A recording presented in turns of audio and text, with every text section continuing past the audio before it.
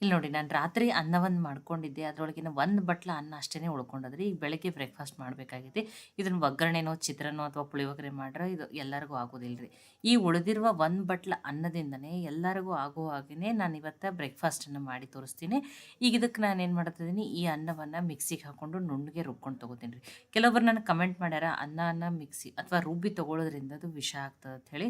ನನಗಂತೂ ಅದು ಗೊತ್ತಿಲ್ಲರಿ. ಇಲ್ಲ ಈ ರೀತಿ ಬೇಡ ಅಂದ್ರೆ ನೀವೇನು ಮಾಡ್ಬೋದು, ನೀಟಾಗಿ ಮ್ಯಾಶ್ ಮಾಡಿಬಿಟ್ಟು ತೊಗೋಬೋದ್ರಿ.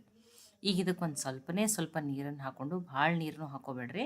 ಒಂದು 4-5 ಸ್ಪೂನ್ ಆಗಷ್ಟು ಇಷ್ಟನೇ ನೀರನ್ನು ಹಾಕ್ಕೊಂಡು ನುಣ್ಣಗೆ ರುಬ್ಕೊಂಡು ತೊಗೋತೀನಿ ರೀ ನಾನಿದನ್ನು. ನೋಡಿ, ಅನ್ನವನ್ನು ರುಬ್ಕೊಂಡು ತೊಗೊಂಡಿದ್ದೀನಿ. ಈಗ ಇದನ್ನು ಬೇರೆ ಪಾತ್ರೆಗೆ ಹಾಕೋತೀನಿ ರೀ. ನೋಡಿ, ನೀವು ಎಷ್ಟೋ ಸಲ ಒಗ್ಗರಣೆ, ಚಿತ್ರಾನ್ನ ಅಥವಾ ಕಟ್ಲೆಟ್ ಅದು ಮಾಡ್ಕೊಂಡಿರ್ತೀರಿ. ಈ ರೀತಿನೂ ಒಮ್ಮೆ ಖಂಡಿತ ಟ್ರೈ ಮಾಡಿ ನೋಡಿರಿ.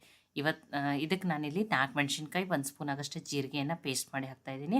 ಖಾರ ನೀವು ನೋಡ್ಕೊಂಡು ಹಾಕೋರಿ. ಸ್ವಲ್ಪ ಕೊತ್ತಂಬರಿ ಸೊಪ್ಪನ್ನು ಹಾಕ್ತಾಯಿದ್ದೀನಿ. ನೋಡಿ, ಒಂದು ಕ್ಯಾರೆಟನ್ನು ತುರಿದ್ಬಿಟ್ಟು ಹಾಕ್ತಾಯಿದ್ದೀನಿ.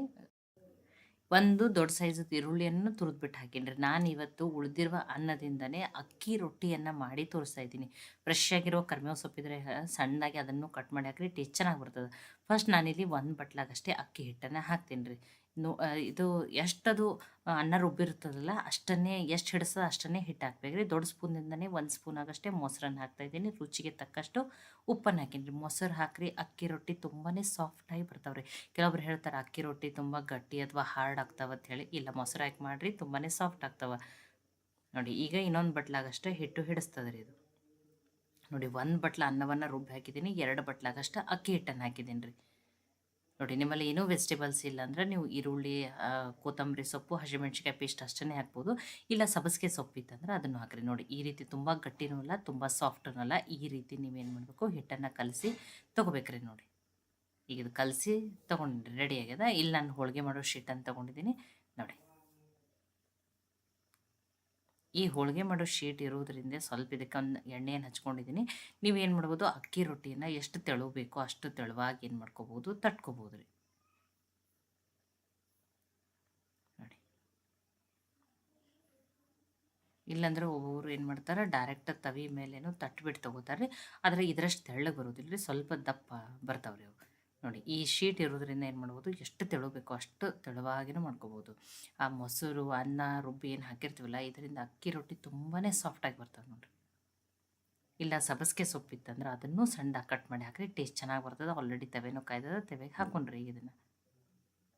ನೋಡಿ, ಅನ್ನ ಉಳ್ಕೊಂಡಾಗ ಒಗ್ಗರಣೆನೋ, ಚಿತ್ರಾನ್ನನೋ ಮಾಡ್ಕೊಂಡಿರ್ತೀರಿ. ನೋಡಿ, ಈ ರೀತಿಯಾಗಿ ಅಕ್ಕಿ ರೊಟ್ಟಿನೂ ಮಾಡಿರಿ. ಒಂದೇ ಬಟ್ಲ ಅನ್ನದಿಂದ ಇಡೀ ಮನೆ ಮಂದಿಗೆಲ್ಲನೂ ಏನಾಗ್ತದೆ ರೀ, ಬ್ರೇಕ್ಫಾಸ್ಟ್ ರೆಡಿ ಆಗ್ತದೆ. ನೋಡಿ, ಎಷ್ಟು ಚೆನ್ನಾಗಿ ಬಂದವೆ ನೋಡಿರಿ. ಟೇಸ್ಟಿನೂ ಅದ, ಹೆಲ್ದಿನೂ ಅದ. ಇಲ್ಲ ಸೌತೆಕಾಯಿ ಇದ್ರೆ ನೀವು ಸೌತೆಕಾಯಿನೂ ತುರಿದ್ಬಿಟ್ಟು ಹಾಕಿರಿ. ನೋಡಿ, ಎಷ್ಟು ಚೆನ್ನಾಗಿ ಬಂದವೆ. ನೋಡಿ, ಒಮ್ಮೆಲೆ ಒಂದು 3-4 ರೊಟ್ಟಿಯನ್ನು ನಾನು ಏನು ಮಾಡ್ಕೊಂಡಿದ್ದೀನಿ, ರೆಡಿ ಮಾಡ್ಕೊಂಡಿದ್ದೀನಿ. ನೋಡಿ, ಎಷ್ಟು ತೆಳುವಾಗಿ ಬಂದಾವೆ ನೋಡಿರಿ. ನೋಡಿರಿ, ನಿಮಗೆ ಈ ಬೆಳಕಿನಲ್ಲಿನೇ ಗೊತ್ತಾಗತೈತಿ. ನೋಡಿರಿ, ಎಷ್ಟು ರೊಟ್ಟಿ ತೆಳ್ಳಗದ ಇಲ್ಲೇ ಗೊತ್ತಾಗತೈತಿ. ನೋಡಿರಿ ಎಷ್ಟು ತೆಳುವ. ಮತ್ತು ನೋಡಿರಿ, ನೋಡಿರಿ ಒಂದು 4 ರೊಟ್ಟಿಯನ್ನು ತಟ್ಬಿಟ್ಟು ತೊಗೊಂಡಿದ್ದೀನಿ. ಎಲ್ಲನೂ ಎಷ್ಟು ಚೆನ್ನಾಗೇ ಬಂದಾವೆ.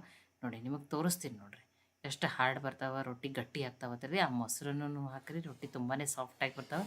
ನೋಡಿ, ಎಷ್ಟು ಸಾಫ್ಟಾಗ್ಯಾವ ನೋಡಿರಿ. ಇಡೀ ದಿನ ಇಟ್ರೂ ಇಷ್ಟನೇ ಏನಾಗ್ತವೆ, ಈ ಅಕ್ಕಿ ರೊಟ್ಟಿ ಸಾಫ್ಟಾಗಿಯೇ ಇರ್ತವೆ. ಈ ರೀತಿ ಅನ್ನವನ್ನು ರುಬ್ಬಿ ಒಮ್ಮೆ ಅಕ್ಕಿ ರೊಟ್ಟಿಯನ್ನು ಮಾಡಿ ನೋಡಿರಿ.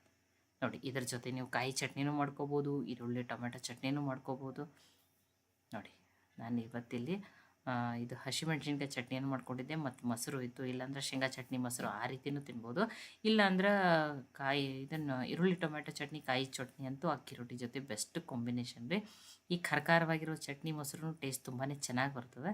ಅದಕ್ಕೆ ನಾನು ಈ ರೀತಿ ಟ್ರೈ ಮಾಡಿ ನೋಡತ್ತೀನಿ ನೋಡಿರಿ. ಈ ಅಕ್ಕಿ ರೊಟ್ಟಿ ರೆಸಿಪಿ ನಿಮ್ಗೆ ಇಷ್ಟ ಆಗಿದ್ರೆ ಲೈಕ್ ಮಾಡಿ, ಶೇರ್ ಮಾಡಿ, ಕಮೆಂಟ್ ಮಾಡಿರಿ. ಖಂಡಿತ ಟ್ರೈ ಮಾಡಿ ನನಗೆ ಹೆಂಗೆ ಬಂದಿತ್ತು ತಿಳಿಸ್ರಿ. ಮತ್ತೆ ಹೊಸ ರೆಸಿಪಿ ಜೊತೆ ಸಿಗೋಣ. ಎಲ್ಲರಿಗೂ ಧನ್ಯವಾದಗಳು.